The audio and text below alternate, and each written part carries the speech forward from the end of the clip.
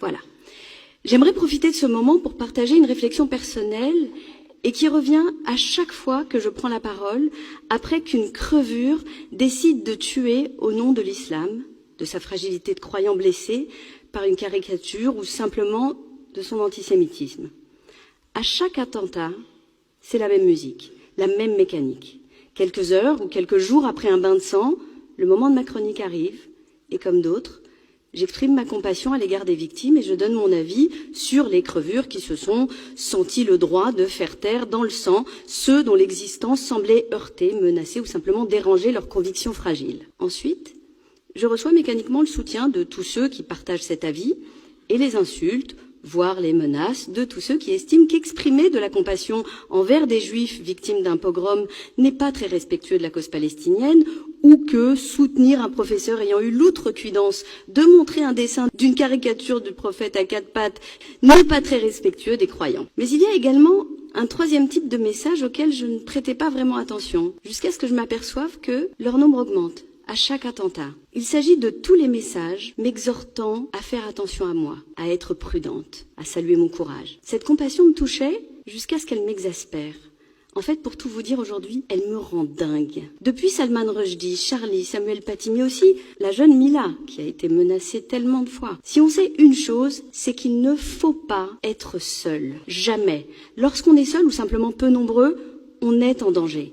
Le silence des uns met en danger ceux qui parlent. Alors je vais être sincère et vous dire vraiment ce que je pense de tous ceux qui partagent nos idées, qui ont la parole, qui ont la possibilité de s'exprimer, mais qui se taisent. Je les emmerde.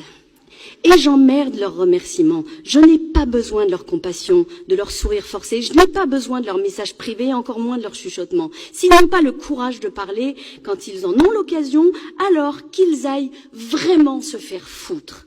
Charb avait exprimé le plus clairement du monde ce que je ne comprends que maintenant lorsqu'il a dit qu'il avait moins peur des extrémistes religieux que des laïcs qui se taisent. En fait, il avait profondément raison. Alors, pour vous le dire plus clairement aujourd'hui, voilà ce que je pense de tous ceux qui partagent notre point de vue, qui ont la parole et l'occasion de le dire, mais qui se taisent. Si vous n'êtes pas capable de défendre haut et fort le droit de Salman Rushdie à importuner un vieil ayatollah qui fait pipi sous lui, allez vous faire foutre. Si vous n'êtes pas capable de diffuser les caricatures que Charlie a eu le courage de publier, allez vous faire foutre. Si vous n'êtes pas capable de défendre le droit d'enseigner de Samuel Paty et de Dominique Bernard, le droit de vivre des enfants d'Ozaratora ou des clients de l'hypercachère, allez vous faire foutre. Si vous n'êtes pas capable de hurler votre haine de l'assassin de Nice ou de qualifier de terroriste une organisation qui commet un pogrom sur le sol israélien, allez vous faire foutre. Allez vous faire foutre et continuez de vous taire, rampez, vivez planqués, tairez-vous, mais ne venez pas me dire merci. Ne dites pas merci à Richard Malka, à Riss, à Kamel Daoud, à Tahar Benjeloun, à Delphine Orviller, à Abdenour Bidar et quelques autres. Taisez-vous et allez vous faire foutre.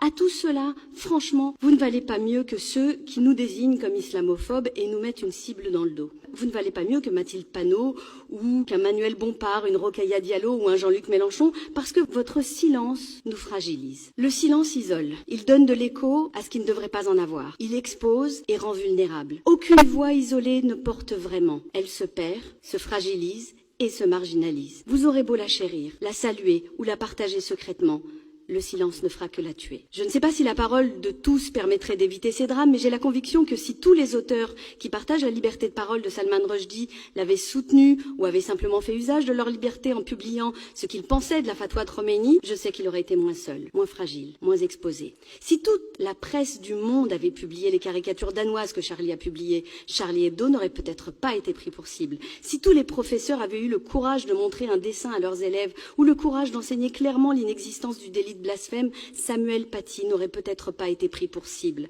Si seulement nous n'avions pas été seuls dans la rue à rendre hommage aux victimes d'Ozaratora, qui sait, avec le temps, la haine des Juifs aurait peut-être fini par décroître.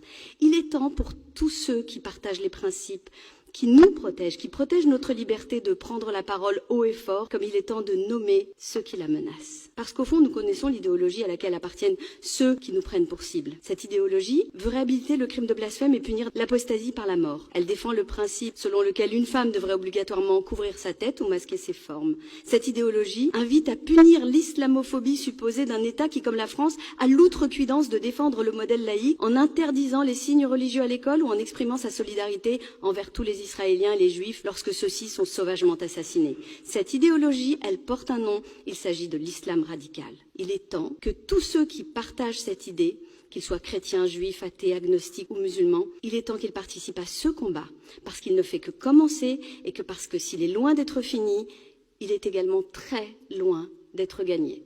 Merci.